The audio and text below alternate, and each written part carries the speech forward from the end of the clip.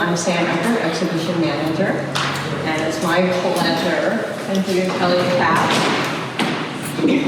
Gaal Shepherd, and Dr. Wells. So I have some questions, and I have a slideshow, but I'm not sure I'll be able to do two things at once because I'm not very good at technology. So we may just do the slideshow at the end so I don't get distracted.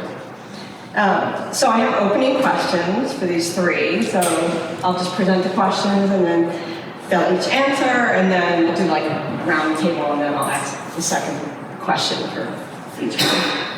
So, okay, so the first question is, please tell us how you came to be an artist and why you make art. Two questions. We'll go this way. For me, I grew up on a farm, and I think that there's a certain amount of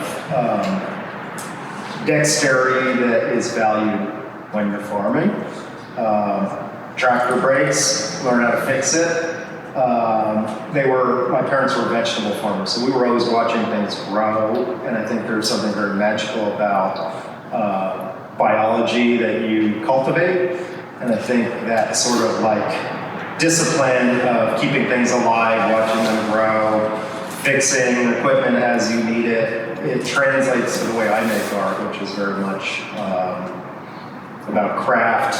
It's very much about observation and some sort of like wonderment that happens when things appear that you can't quite explain. So I would say from a very young age that was my inspiration, and then now I just can't really do anything else. So do you feel like this, like an urge, like you need to make art? Is it bad or is it something? I'll be honest with everyone, I am turning 40 next week, so this is like a milestone, I guess, that people always hear.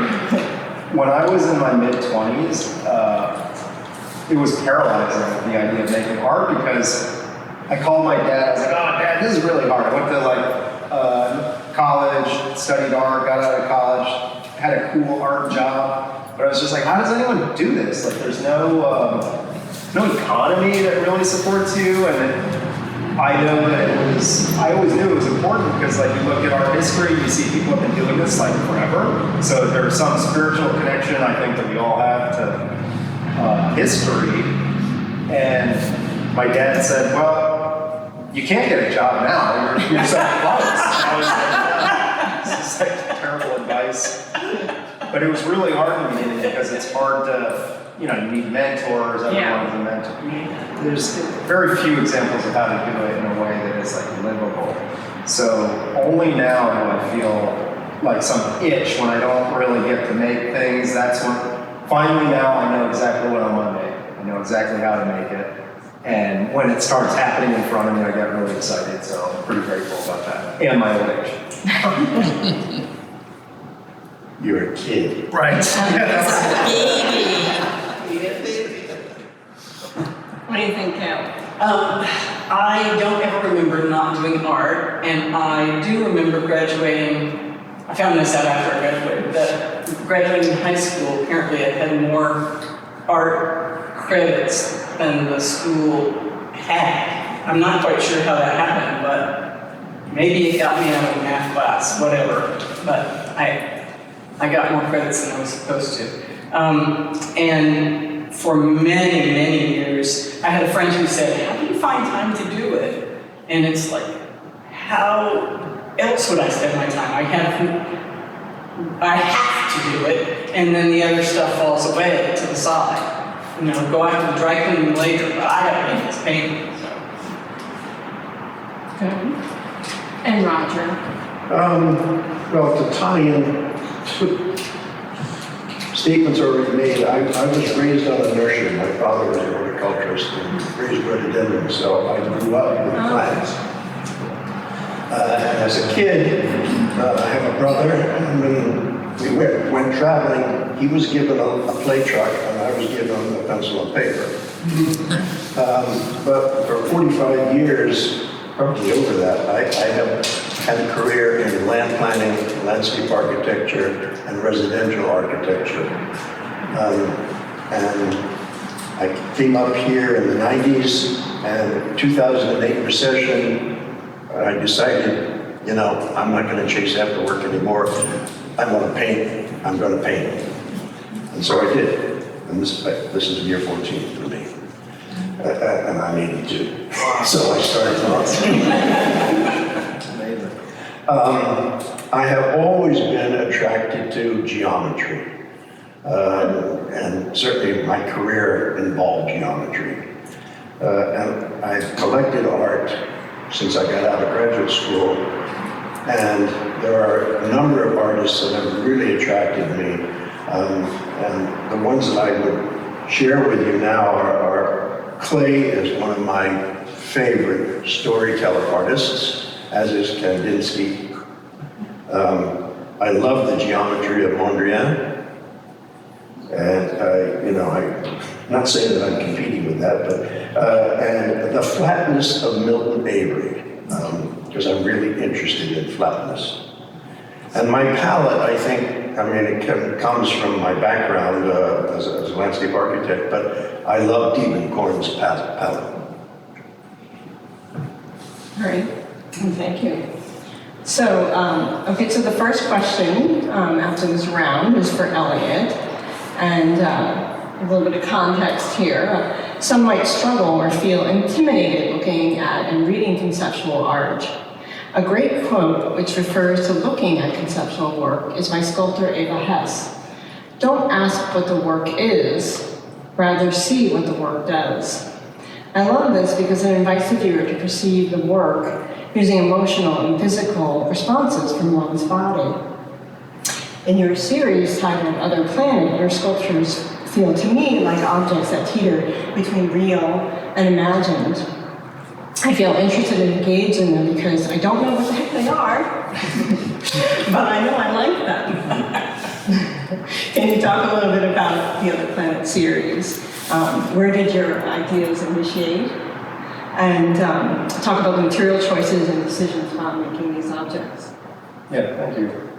What I call Other Planet is basically that straw piece on a log. I made a bunch of work like that. The biggest collection of them was for the Everson Museum in Syracuse, New York, and I took that motif and I expanded it to populate 3 of these planters that IMK built into that museum. Beautiful museum, very like brutalist, a lot of concrete. And that particular work was sort of like my attempt at making sculptural collage. And it was sort of about like material. I'm really interested in material and manipulating it, but also I was trying to also kill 2 birds with 1 stone. So material exploration and juxtaposition of these disparate objects and surfaces. And then I was trying to think about my own personal identity. My mom is a Japanese-American, she's Japanese-American, my dad's Jewish. So I was always thinking about, like, people don't know what I am, everyone wants to know, like, what is he is, you know, they don't know how to say hi to me, but in artwork we have this kind of nice opportunity where we can try to investigate, I don't know, our own histories. So for me, I was trying to think about what different artistic styles make me feel like I understand myself. So my friend Matt is a ceramicist in Hartford, Connecticut, in Hartford Art School here. Wabi-sabi is like this big thing in clay that maybe some ceramicists, I didn't really know what that was until I read a bunch of books about it, and I was just like, oh, this makes sense. And there's one particular chapter that was comparing wabi-sabi to like modernism, and I was just like, every time they make a comparison between like rustic, rough surfaces and like really slick, shiny surfaces, I was like, somehow that just explains my own contradictory impression of myself. So all of those works are about just like investigating selfishly myself and using material as a stand-in for some cultural aspect that I attribute to myself. Good answer. Thanks. Can I ask you something? I see a bit of perfection in your work, so Right. where does the rubber stop? Yeah, thank you. Right. That makes sense. So, that kind of Other Planet series also was, or like I called it a collage because like this perfection thing that I do, or like these smooth surfaces, things that are like polished. Mm-hmm. That's I would call like a modernist trope almost, or it's, I don't know, like that whole perfection thing is really, it feels to me like I'm a little insecure about it because it's like a compulsion, and I don't necessarily think that is, like I think a lot of people, and you could correct me, feel like that is fine art. And then like when you throw a bunch of straws on a plank of mylar, then all of a sudden that's harder to define, like you just said. And so it's a collage and it's a sketch. That piece I call Buffalo is that's a piece of firewood. And if anyone, it's in a gallery, so like I'm calling it a piece of art, but it's also a piece of firewood. So I think that's a bit of a provocation to, it's like Duchamp putting a urinal in the gallery. Yeah, So they're it's, playful. They're very playful. Yeah. I can see the whimsy sort of in there. Yeah. They're having fun. Oh, totally. Sort of like a rectangle set kind of, remember those toys, that, Yeah, and I think that it really, it was fun. It is fun, but it's also, to me, it's a means to an end, which is to like free up a creative process that otherwise is stuck. Like that's who I am too, and I am stuck with myself. I told him at the opening that I had a teacher who said, and he definitely fits into this mold, that if you don't have to invent a way to make it, then sculpture-wise, it's furniture, it's not art. And he clearly has invented a way to make a lot of things. Yeah. Great. Well, so the next question is for Gaal. So you mentioned to me that Flat World series was inspired by a class taught here at AVA by Clifford West, long time art teacher here at AVA. And also, this is his gal, Be with. his names for Clifford. So I was wondering if you would share that story and about that and what it meant to you and how it influenced your paintings and Flat World. It did a lot, and I brought a piece. This is the mildest piece that was in the show because I didn't think that I could live with many of the pieces, although I found them utterly fascinating. And of course, now that I attribute the Flat World things that I'm doing to the memory of what I saw there, you can tell how profound the show was to me. But the show was, he taught schizophrenics. I'm not sure if there were other, mental diagnoses, but in any case, he taught painting to some people who might not have fit into other classes. And there was a show upstairs, and it was absolutely awesome. I mean, in the real sense of the word awesome. So the mildest piece I bought to remind me of it, and as you can tell, a lot of them were screaming. A lot of it was really in your face. But for this artist, and certainly for the rest of the artists, the background and the foreground are debatable. They play with each other. And certainly in the other ones, I mean, there was a lot of red in the background of these pieces.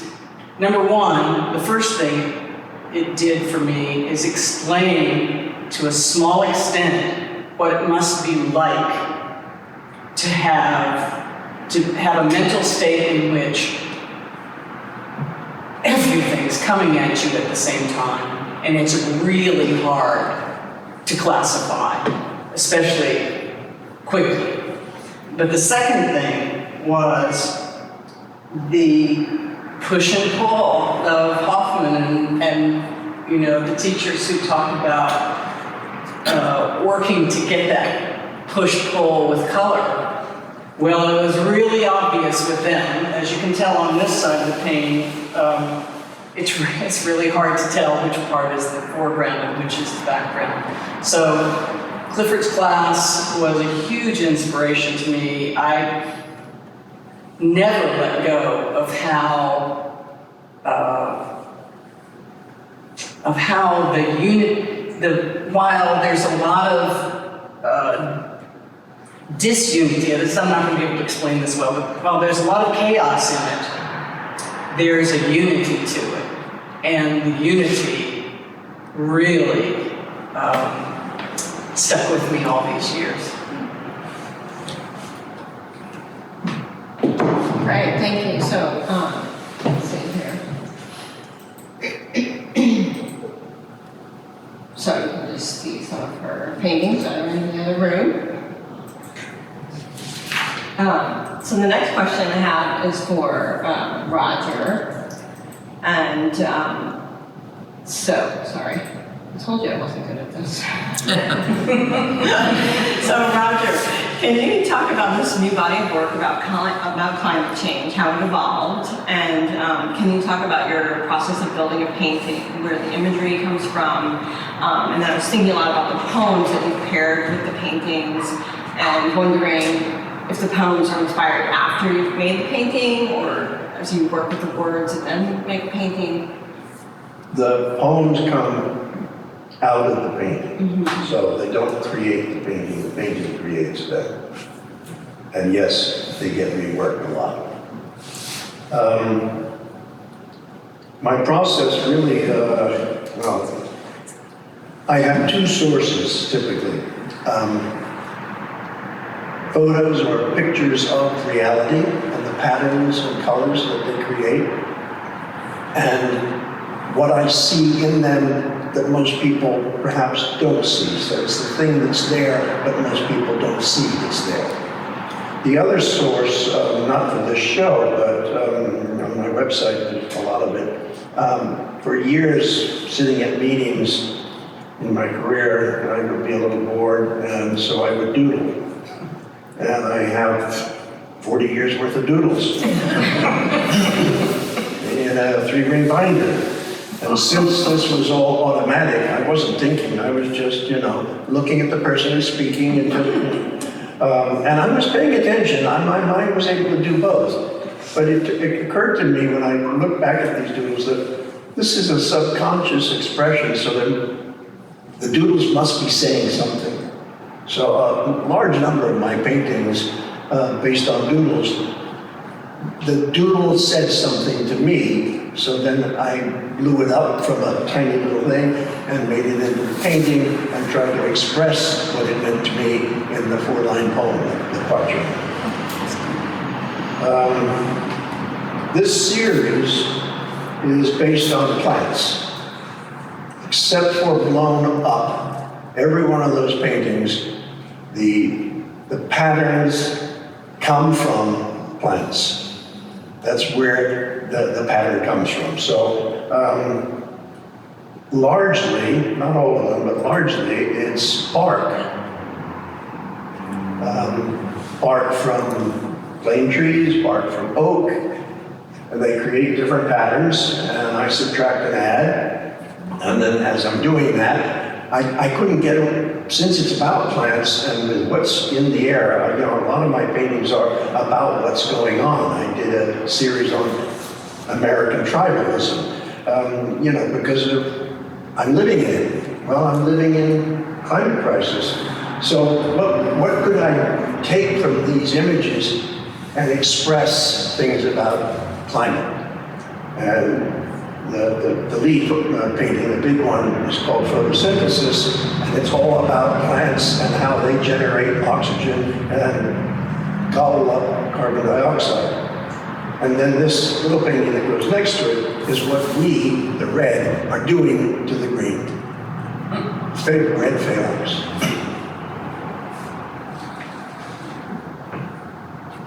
But I saw maps, which like big combinations of plant material. And I think of fractals, how like everything is all interconnected, like on a molecular level of plant starts looking more like something, like an aerial photograph or something. So I feel like you're somehow tying it all together. There are those kinds of feelings because I dealt with a lot of plans and areas. Yeah. So yes, that props up, but it all is generated by plant forms. All of them. This painting is like a departure, I feel, from the others. Yeah, It's- that's blown up. Yeah, it's, I think it's a really interesting painting. And again, I'm always trying to be flat, but I want to show depth and still be flat. So the background is painted a certain way to create the sense of air movement, and then the shapes are just stuff that I created. There's a lot of dimension in that painting, though. But hopefully you can get the sense of the title blown up. And the one that goes with it is blown down, which is the truth. But I don't have a picture of Oh, Yep. that's not a parallel, is it? What? That's not his partner. That. Those are the two that go Oh, together. yeah, no, I- One is called oh. blown up, and the other is called blown down. Oh, okay. And the tree roots are Okay. blown down. Alright. So, let's go.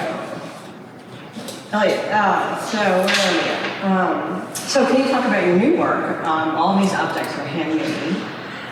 So I'm really curious about your process of making them and how you learned all these highly skilled techniques. Yeah, it's hard to, how do I even start? Like, a lot of this is mold making.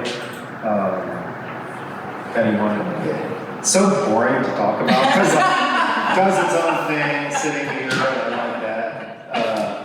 But I think the actual process is like so many steps stacked on top of each other. And I work with a lot of different skilled people. Even Matt helped pour that wrench, the bronze wrench. We do that at the foundry in Hartford because it's just like an old world kind of skill that not that many people have. So thank you, Matt. It's amazing. I work with a digital animator, Mike, who came to visit last week because a lot of the objects that this one I made like very analog. Like I just was lying in bed one night and I was like, I had made these cardboard cinder blocks that were part of this collection of work that looked kind of like the farm that I grew up on. Everything was improvised, handmade, and a little bit like improvised. And then I was like, oh, this is boring because it just looks like the thing that it is. And I was thinking, oh, just make it kind of like move a little bit. And I made that piece from like styrofoam, plaster, and I made a mold. And it's so intense. It's so heavy, and pouring each one of these in concrete, I got like much more fit than I am now. It's just like so much work. Now, once I have had a couple of these things made, other people can start poking their head in if they're interested. So the milk crate piece, I always wanted to do something kind of similar to this, which is just like a box that is a recognizable object that somehow does something else, but it's modular. So the more you stack together, the more it starts becoming like a DNA strand or something. And the milk crate is something that people see all the time, but they never see it do that. And I was like, oh, let's do that. But I can't really build that the same way as this cinder block tower because it's too many very delicate negative spaces. So this collaborator I work with, Mike, he's just so skilled at rebuilding an object from scratch, torquing it digitally, and then we go through this big process of how do we produce this in real life.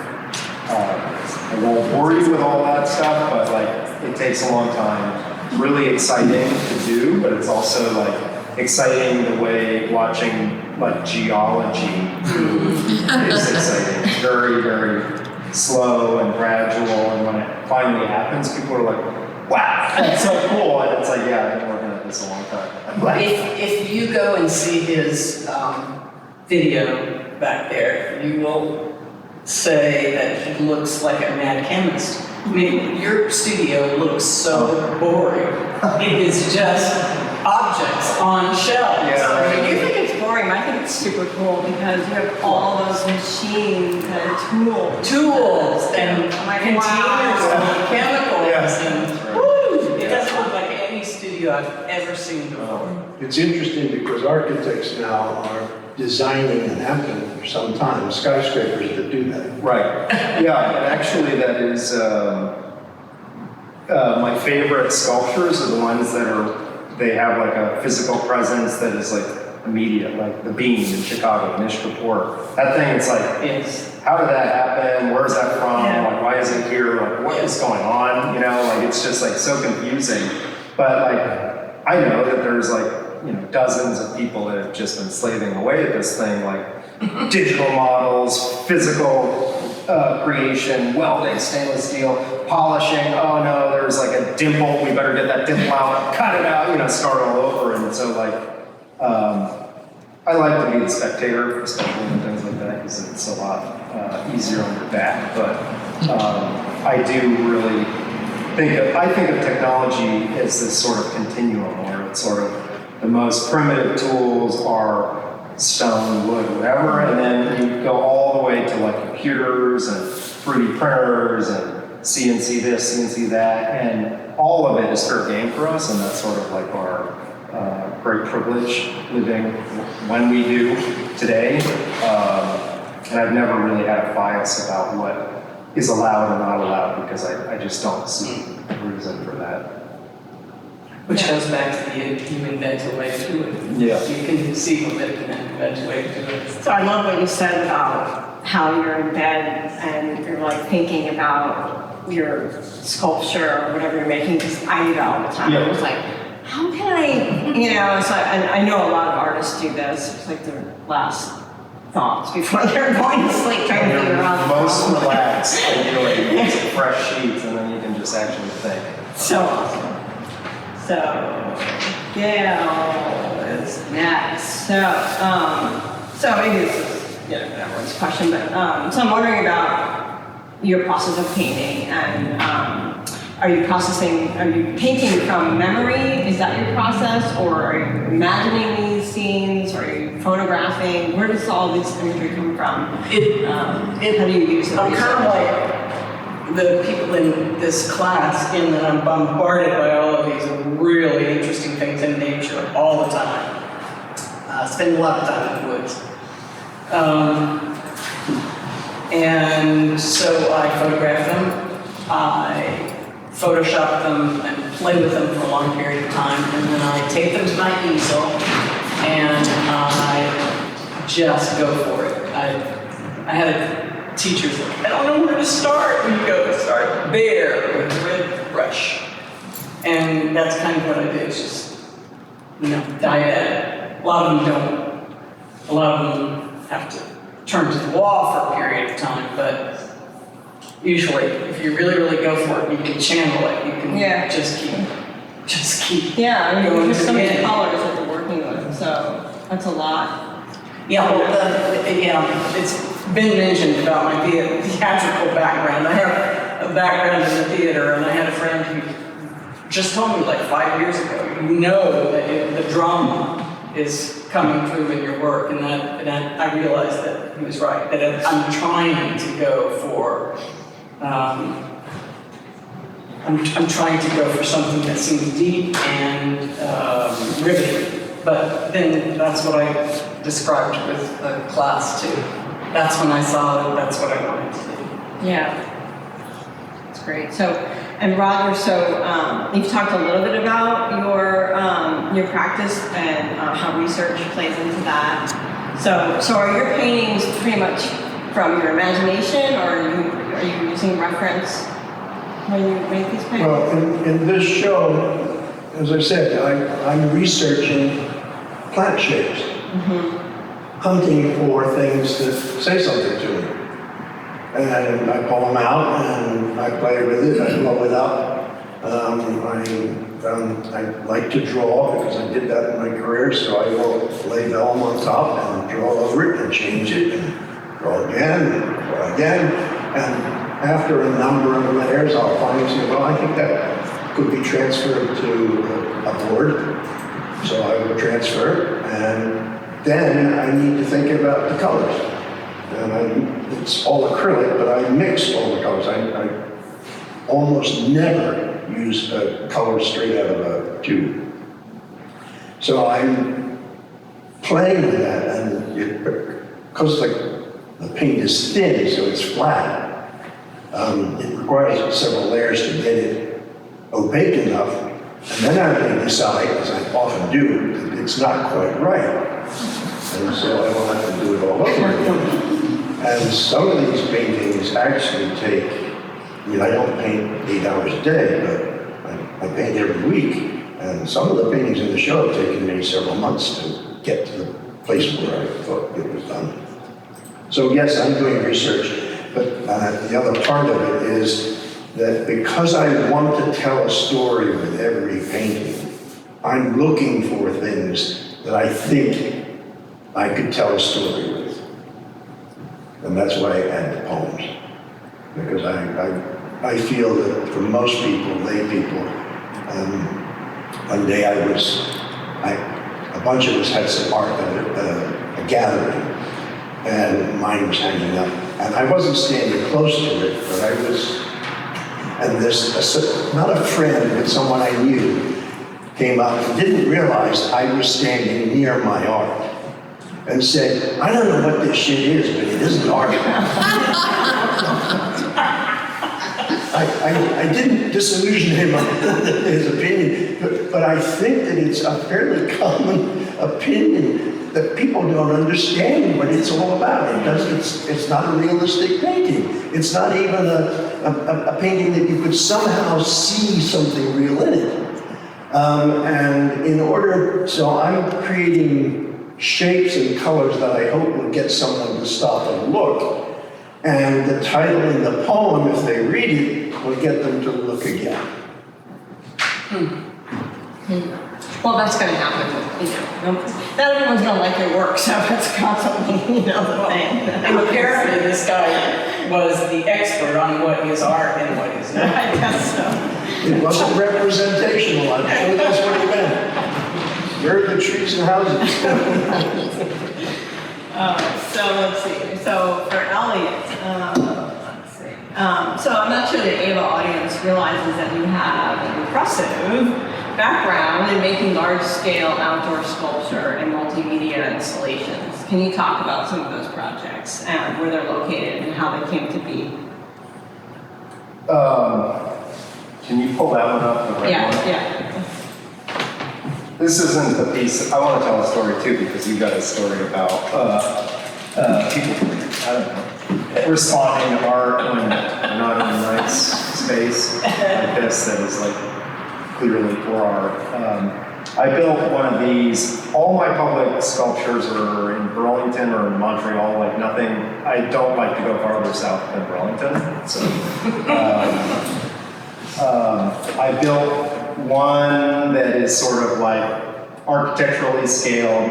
It's like this, but yellow. This one? Yeah, that piece is It's hard to see. Yeah, that one is outside of like a bank in Burlington, and I really like. The honest truth is that like people, I think, tend to buy paintings because they're much easier to locate in your private space. Sculptures like are kind of offensive because they take up physical space that a human body might be trying to like live in. So ever since I've been young, the projects that I end up getting that are commercial end up being for big developments of banks, hotels, blah, blah, blah. But when I built this piece, that went up last year for the M&T Bank in Burlington. It's steel, some cast bronze, like that little eyeball piece is a cast bronze. Just sort of like, it's supposed to be an abstraction of a pearl, of a tree. The most pronounced kind of aspect about this piece is that these things are very tall, very heavy, and they lean. So it's a little bit like unnerving to look at. And my compliment to your story about what is this shit and why is it here? I put this up and it was like, we had cranes and we had like guys in hard hats, and I was just like, oh my God, this is insane. That's awesome. Yeah. A woman from the bank was sitting there watching smoking in the foyer there, and then she turned to me, she didn't know who I was, and she said, I don't know what this is. All I can tell you is that I get drunk at our holiday party, and I'm gonna walk into one of these things. And I was just sort of like, Whatever. yeah, I'm sorry. I don't know what to tell you. I have to tell you about this. My husband was the most wonderful person on earth. And I was doing an installation of a public sculpture in Portland, Maine. And I wasn't around, but this guy goes up to my husband and goes, what's that supposed to be? And my husband said, that is supposed to be a sculpture. Isn't that great? Yeah. That's great. Well, I guess I'm kind of joking around, but actually what I love about these pieces is that, like in this gallery, there's enough room to, painting, you can compose a frame, and that's a really fulfilling experience. And for me, I like actually just having space to, play around, and also, these always push the demands of like the studio, like all the people that help me, all the technology, all the manufacturing, all the fabrication. They push, and it's always like, it's always really fulfilling and like a privilege to be able to make things like this because they stand out in the public. People love them, they hate them. But generally I try to make sure that they fit nicely into their environment, both like aesthetically, but also culturally. So. Do you guys see them in different kinds of light and weather? Yeah. Because I'm sure they change a lot. Yeah. Well, Burlington is a bustling little city, but it's funny because how many artists like to look at their own work, but I have to all the time. But it is, that is a nice thing. I get to look at it. Okay, so Gaal, let's see here. So Gaal, now it's your turn to talk about sculpture. So I really like that you work in both sculpture and in painting. And I wanted you to talk a little bit about your sculptural work. And to me, they seem they're very related to the body. I feel like that experience is there. And just talk about them and the wood and how you make those. Yeah, it's still all about wood and nature. When I went to the Corcoran School, I swore when I left that I would never do anything with nature again because I had drawn or painted every bloody nude in the DC area. I just was so tired of it. And I'm an amateur mycologist. I lived on the Appalachian Trail. I spent day after day, every day, wanting to identify, wanting to know the purpose of plants, how they help us, and that sort of thing. And these wood forms, trees, and if you pay attention, trees are sculpted. There are so many. I found some that are in the form of Greek letters. I found a tree, a giant tree that was hung up on another tree, and it came down beautifully, except it was a foot off the ground. You walk into the woods and there's this tree growing, and it's a foot off the ground. Anyway, so many of these things awed me, that I wanted to work with them, and I got a certain reputation, so people used to bring me all the weird wood that they could find. And so I have several of those oval shapes. They didn't start out necessarily looking like that, but they did their own joining together. And I find that that's really more common than you think. I've done several books about them, about my favorite trees, but there's some that are clearly male trees, some female trees, and some just very, very oddballs in an attempt to grow and to get past some obstacles. They just change form, and that's the part that interested me, and that's why I started doing it. But it was many, many years ago that I began doing it, and I punched above my weight because I didn't have a lot of helpers like you. So I have lots of body issues from dragging enormous logs. I like how this painting, and we talked about that, has like the strong relationship to the sculpture. And then this piece is pretty neat and beautiful, this bowl. And Sam and I tried, but the other side, it's actually, so the front, not the sculpture in the front, but it's called beach armor because it looks like an armor plate. So, Yeah, she originally wanted to stand up, but we just couldn't. Yeah, without damaging the cup, we do that. But yeah, it just is fascinating. And I was trying to, before I got into sculpture, I met someone at Artist Colony who wanted to come to she lived in New York, so on her way back to New York City, she wanted to come to my property and get some trees she needed for sculpture. And I kept showing her these odd ones, and she yeah, thanks, no, this is what I need. But look at this one, I see it, I just want to get this. So, a third time that I tried to show her something that she really needed to have for her sculpture, she said, "This is not my project, Gaal, this is your project, do it." And so that's when I started, that's when I realized she was absolutely right. That stuff that I saw did not interest her in the slightest. So Roger, so I don't know a lot about your background, but from what I know from your website, I know you work in a lot of different series, different narratives, and which I think is really interesting, geometrically designed paintings that you do, abstract, you do landscape, organic landscape, the interior psychological landscape, which I think is really cool stuff. So I just, each almost appears as if it's made by a different artist. So I wondered if you could talk a little bit about that, about the different bodies of work, and if you would just continue to do that, or in between. I have a few different series that I downloaded on your website here, so the tribalism.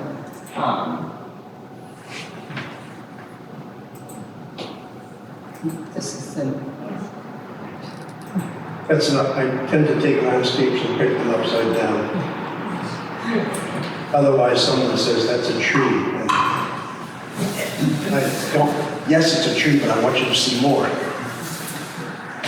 And this is part of a series I did about my life. So interesting. So can you talk a little bit about that, or what's going on? Again, it came from doodles. There's 4 of them, and I tried them out on paper first, and then I painted it on a large canvas, 4x4. And there are 4 rooms. In the beginning, when my parents got together and created me and my brother, and then we came to this country, and I went to school, and I learned a lot of things, and I met my wife. Wow. We went to college together and got married, and I started a career in land planning, landscape architecture. I then sold that firm when I moved up here, moved on to something new, art, and that art is leading me to continue the circle to come back to the beginning when I get cremated.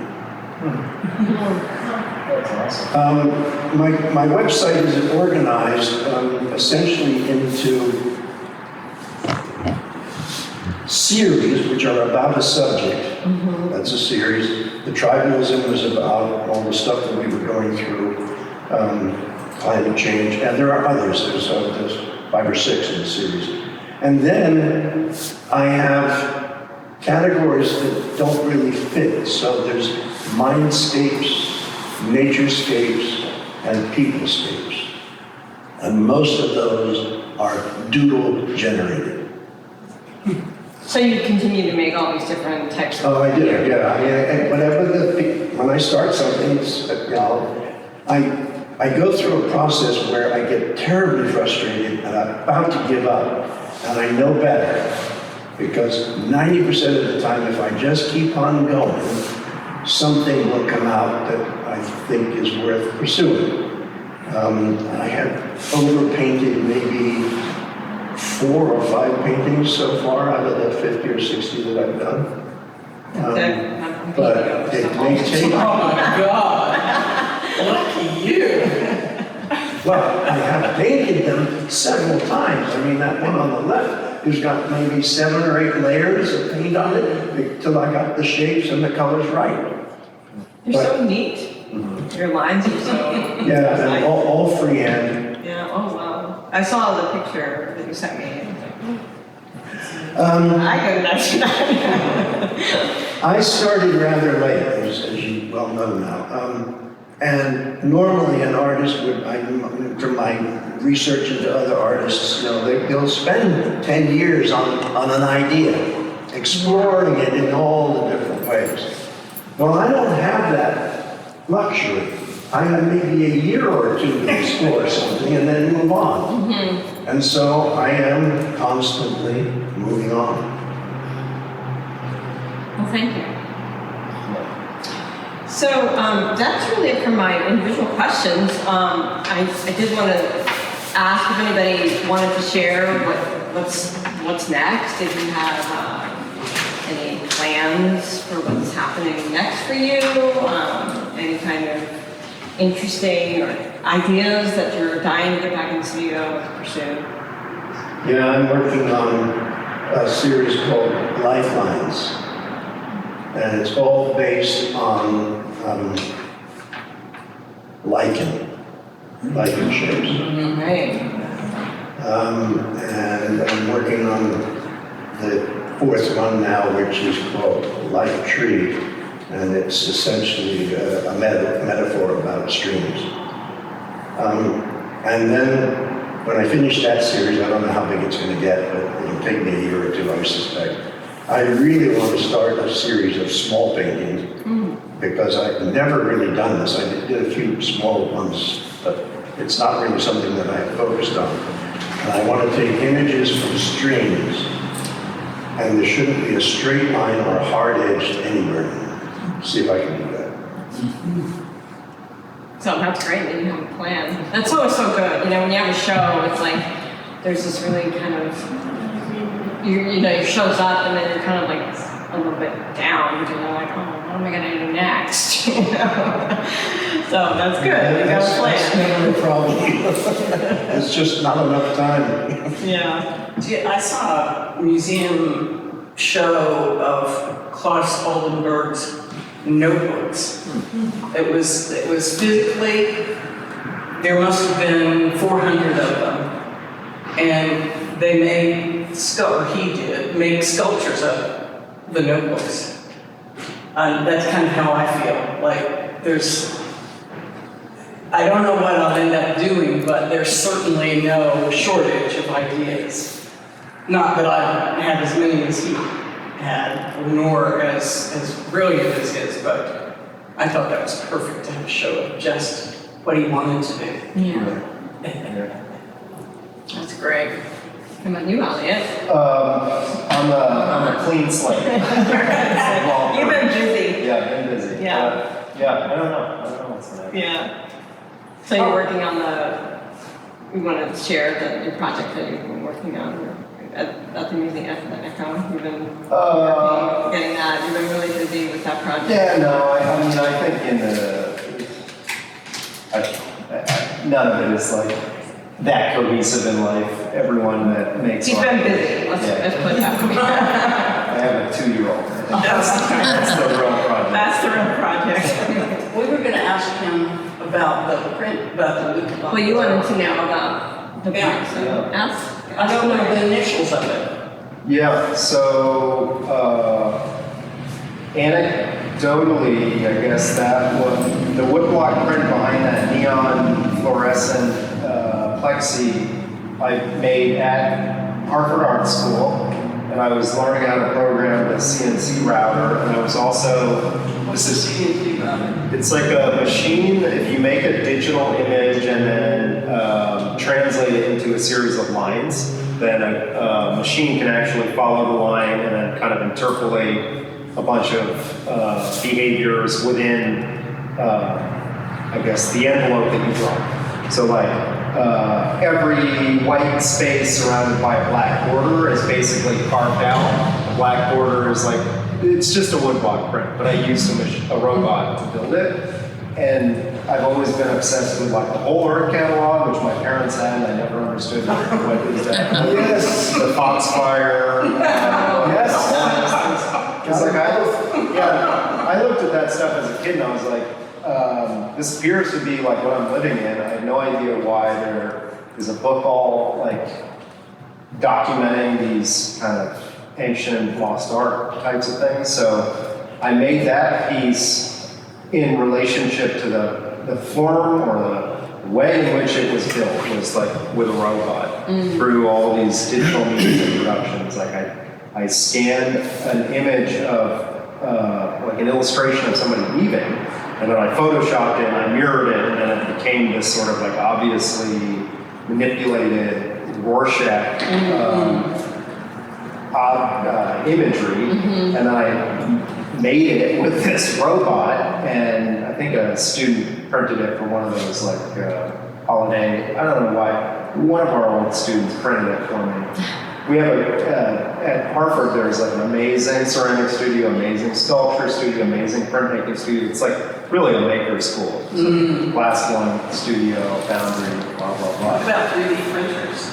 Yep, they were there too, but I was just sort of learning how to use that type of tool. So that piece like actually has been sitting around my studio for years, and I didn't know how to show it until this psychedelic hardware store, because it was like, it made sense to me. It's almost like the heartbeat of this whole thing, because it's like people working material, but then manufactured in these very like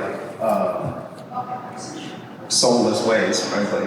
And that lamp, I thought the rattan of the like a chair caning, I just had that around. I was telling Matt because I like was lazy and I didn't recane my chairs, and I was like, oh, this is gonna be it. This is gonna be the way that I can show this woodblock print. So yeah, that's the story about this. Are you guys all like, thrilled to hear that piece of trivia? Artists are. Yeah, I love all that stuff, all the details. Does anyone have any questions for this? I have a question for Elliott. It's about this sculpture.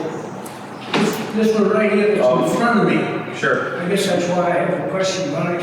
I'm looking at it a lot. But you say it's made of cement, Yeah. but it's awfully smooth. Yeah. It's so smooth, in fact, that it looks sort of plastic, maybe rubbery. Yeah. And I think the twisting of it also makes it look rubbery, because Yeah. you couldn't do that with a lot of cement. Right. But I was wondering, how did you mix, this is a technical question, not an aesthetic one. How did you mix the cement to get it so smooth? Yeah, that's a good question, because I worked briefly, some friends of mine in Burlington had concrete countertops were really fashionable in the early 2000s, even though it's like a very difficult material to have in your kitchen. And I worked with them, and I learned a lot about how to make concrete, this and that. And one thing that I learned in a project right before this was that pouring concrete with a lot of aggregate, stones and sand, it doesn't, it's just not that easy, but there are materials. This is actually a grout. It's a rapid set cementol grout that you can get at Home Depot, $35 a bag. It is very, very smooth because there's no stones in it. It's actually just very fine sand and cement, plus a bunch of... You add nothing to it once you buy it, it's all in the mix in the bag. Well, what I learned about concrete is that you want to use as little water as possible because that any water you add weakens the solution finally when it's cured. This one, I don't know what's in it, but there's some like additives that make it cure very quickly, so it gets very hot in the mold. It'll be like 180 degrees, like so hot that you don't actually want to touch it when it's cooking. So I would demold them as quickly as I could to manufacture them, and also they would shrink ever so slightly as they cured. So in this super complicated OCD mold that I made, any, like the margins between like a fraction of a millimeter were enough that it was very hard to extract from the mold. So I'd pull them out and they were just so hot because there's a lot of these, I don't know what the plasticizers are that they used, but you can add citric acid to slow down the cure. You can add another type of acid to speed it up. There's like all these different little tricks that you can do. And I would tint it ever so slightly because it comes out more of like a desert storm beige natively, so I added a little black. You could add coloring too. Yeah. They're always a little pastel color. It's like generally the rule of thumb is 2% of every kind of mix like this you can add a color in. And then beyond that, you'll start to affect the chemistry. Did you have to try several times before you finally? There's been a lot of it. Yeah. Thank you. Yeah, thank you. I have a question for Roger. Roger is still doodling. Well, I don't go to many meetings Yeah, you're lucky. anymore. But if I am at a meeting, yes, and I have a sheet of paper in front of me, yes, I do.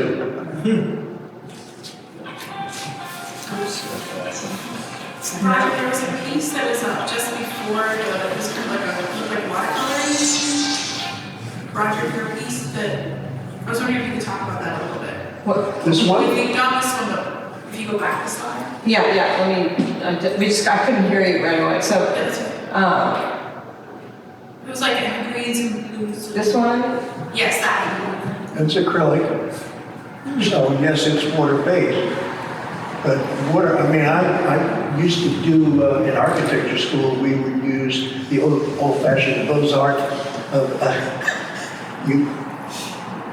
using watercolor to tint your drawing. And it's so laborious and so difficult that I decided, no, I wasn't going to try watercolor. I had done it, and this is, if you know the Fells, which is John Hay Estate.